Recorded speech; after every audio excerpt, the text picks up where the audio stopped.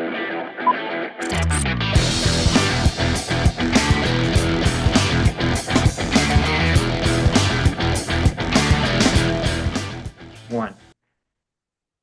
Hello, race fans, and we are back with another edition of Race Face Drive-In 5 here on raceface.tv. As always, Jacob Seelman in the host chair. We have got Cole Denton back on the left side of the screen with us. And Cole, you are coming off another pretty big week here within about the last 10 days.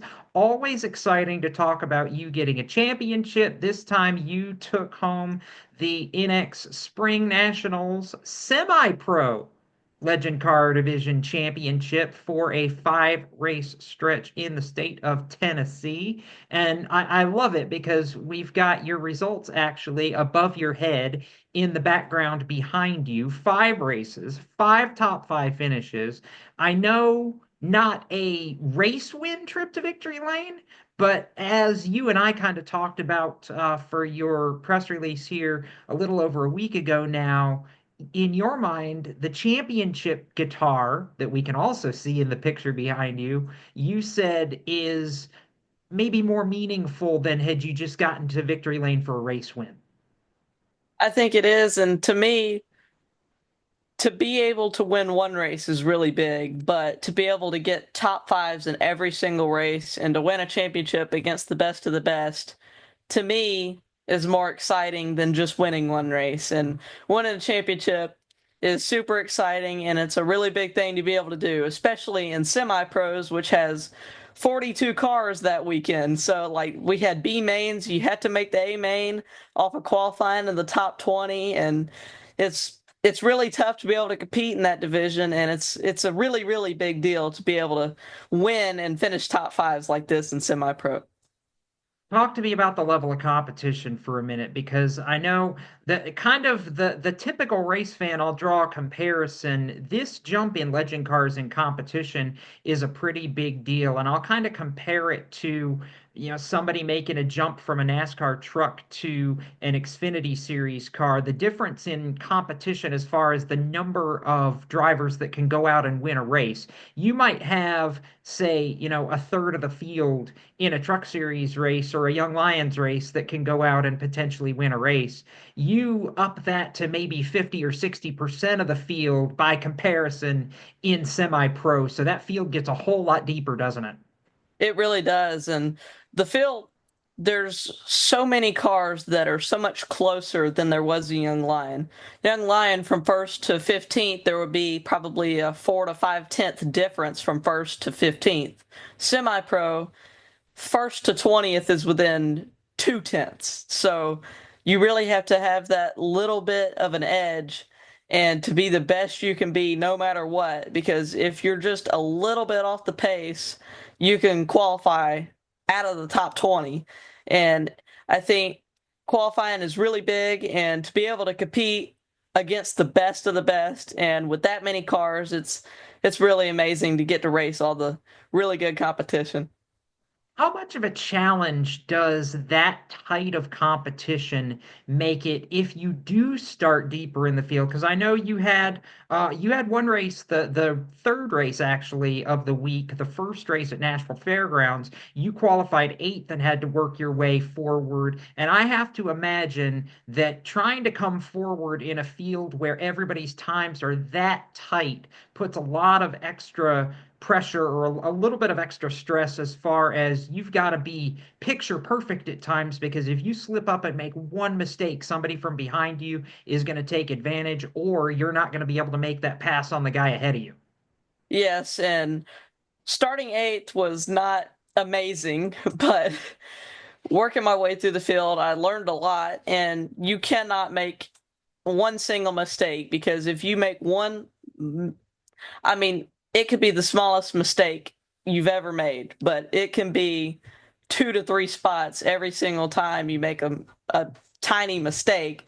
Like Winter Nationals earlier this year, I was running third, and I got a little bit loose when I was passing for second and slid off the bottom. And the car right behind me passed me, and he went on to win the race, and I finished third because I got just that little bit of a mistake on the exit of turn 4. It costs you.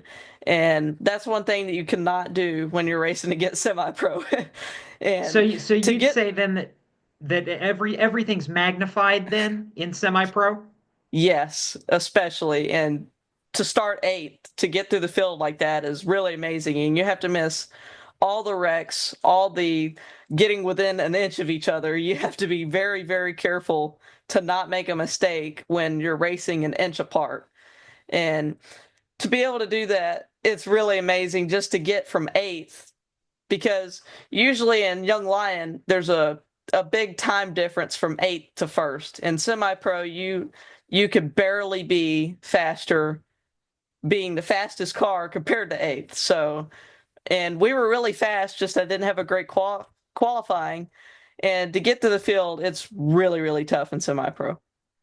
So the last three races of the week were at the quarter mile at Nashville Fairgrounds. The first two races of the week were at a track called Veterans Motorplex. What those of us who have been there for a long time used to know as Highland Rim Speedway, a track that you also ran in a Bandolero when you won the Spring Nationals Championship, actually in a Bandolero back 3 years ago in 2022. What is it about the rim that you enjoy so much, being able to go there and race?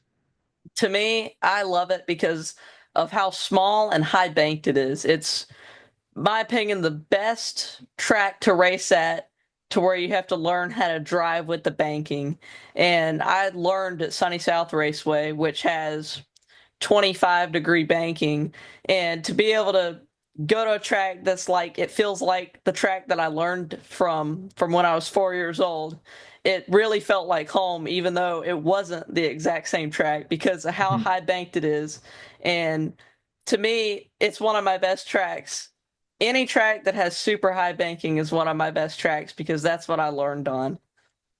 That's fair enough. And just to note, by the way, you shot pole in both of the first two races of the week, which I know you were pleased at. And we've talked before that you take a lot of pride in being able to go out and really qualify well.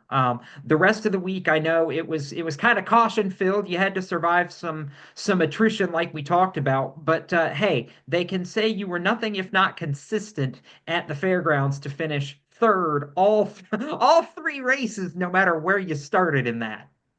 Yes, and to be that consistent at a flat track with 24 cars out there and a caution almost every lap, it's really amazing. And the first day I didn't have a great qualifying, and it counted for both of the first races at Nashville.